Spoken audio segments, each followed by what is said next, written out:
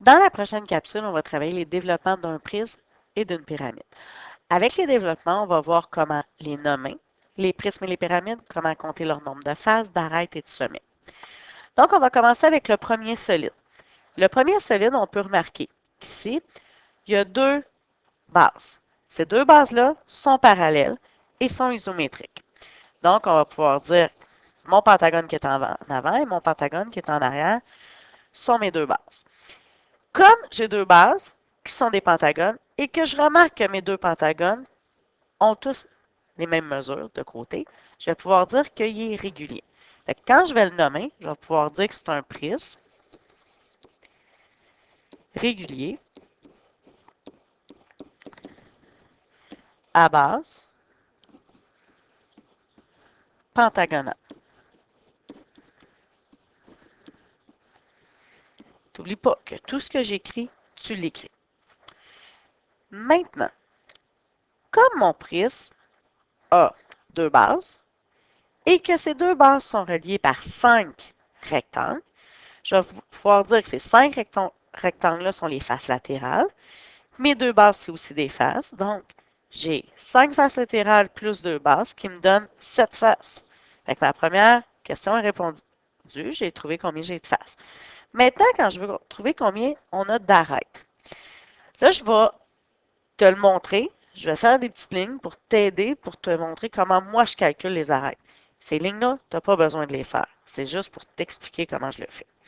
Quand je commence toujours en comptant le nombre d'arêtes qui relient ma base en avant à mes rectangles. Fait que j'en ai premièrement 5. Cette base-là, c'est la même qu'en arrière. Fait que c'est sûr que ma base à l'arrière a aussi 5 arêtes. Et ensuite, je m'en vais vers les arêtes qui relient mes rectangles. Et ces rectangles-là, j'en ai aussi 5. Parce que si je compte 1, 2, 3, j'en ai une en arrière et j'en ai une en dessous. Fait que j'en ai 5 aussi. Fait que ça fait 5 plus 5 plus 5, j'ai 15 arêtes. C'est plus facile lorsque le solide est fermé. Mais lorsqu'il est développé, on est aussi capable de le faire. Je vais te le montrer aussi avec les lignes, que tu n'as vraiment pas besoin de dessiner. Je te montre comment je le fais. Je commence toujours par mes bases. J'ai 5 ici. Ma deuxième base, j'en ai 5. Et là, c'est super important que tu comprennes que je ne calculerai pas le côté qui est ici, le côté qui est là, celui-là et celui-là. Parce que ces côtés-là, quand ils se referment, c'est le même qu'ici. Je les compte pas parce qu'ils touchent. C'est déjà la même arête. Par contre, on a besoin de compter nos rectangles quand ils se touchent. Fait que là, j'en ai celui-là, ça en fait une arête de plus. Parce que quand ils vont se fermer, ça va faire une arête. J'en ai une deuxième, une troisième, une quatrième et une cinquième. Fait que j'ai mes 5 autres arêtes qui forment mon rectangle.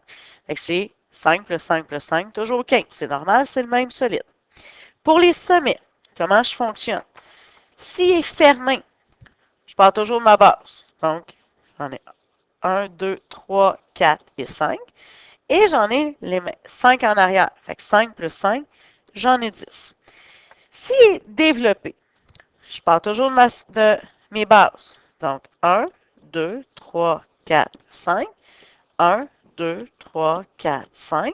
Et il n'y en aura pas d'autres parce que tous les autres endroits qu'on a sur mon dessin, bien, quand ils se referment, ils touchent à ces sommets-là. Donc, j'ai 10 sommets. Si on passe avec la deuxième figure, si je la regarde, je vais utiliser comme base ça ici. Donc, ma base, c'est un rectangle. Comme un rectangle, c'est pas régulier, mon prisme ne sera pas régulier. J'ai deux bases. Je sais que c'est un prisme, mais qui n'est pas régulier. Fait que je vais dire prisme à base rectangulaire.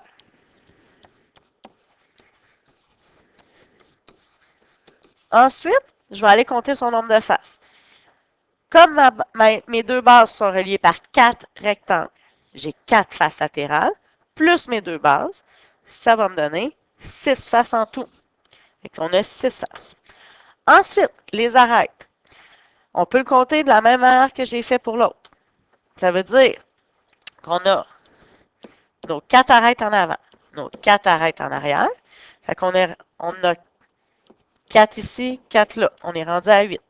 Ensuite, on a les 4 arêtes qui relient mes rectangles. Fait 4 plus 4 plus 4, on est rendu à 12 arêtes. Et si je le fais sur ma forme développée, des fois vous avez un petit peu plus de difficulté, je vais faire la même chose. Je vais commencer par mes bases. Donc, ici, j'ai 4 arêtes, 4 arêtes. Et quand je fais mes rectangles, je vais faire 1, 2, 3, 4. Et celle-là, je ne la compte pas parce que c'est la même que celle-là. Fait que ça veut dire que j'ai un autre 4. 4 plus 4 plus 4, 12. J'arrive au même résultat. Si je veux compter mes sommets, je commence toujours par mes bases. Donc, 1, 2, 3, 4, 5, 6, 7, 8. Donc, j'ai 8 sommets. Et on peut le faire sur la forme développée.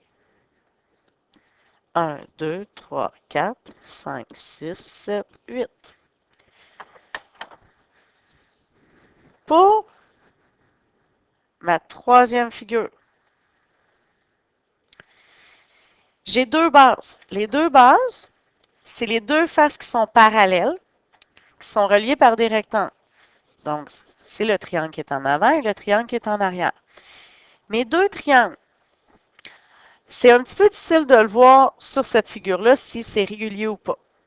Sauf que on peut aller voir la figure à côté. Comme la figure à côté, tous les rectangles sont égaux, ça veut dire que mes triangles aussi, tous les côtés sont égaux. Fait que je vais pouvoir dire que mon prisme est régulier. Fait que prisme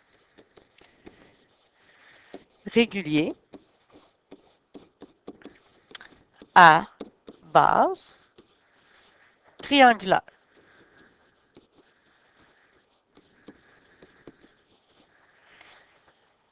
Maintenant, si je veux compter mon nombre de faces, on a dans ma figure deux bases qui sont reliées par trois rectangles. Donc, 3 plus 2, on a 5 faces. Si je veux compter mon nombre d'arêtes, on va y aller avec le même truc que tantôt. Je commence toujours avec mes bases. Donc, 1, 2, 3, 4, 5, 6. Fait qu'on a déjà 6, 7, 8, 9. On a 9 arêtes. Si on veut le calculer avec la forme développée, je commence avec mes bases 1, 2, 3, 4, 5, 6, 7, 8, 9. Et on n'oublie pas, je ne compte pas celle-là parce que c'est la même. Donc, on a bien le même résultat, 9 arêtes. Et en dernier, nos sommets. Je commence par les sommets qui touchent à mes bases. 1, 2, 3, 4, 5, 6. Et j'aurais pu faire la même chose sur ma forme développée. 3, 4, 5, 6. Donc, j'ai 6 sommets. Et ma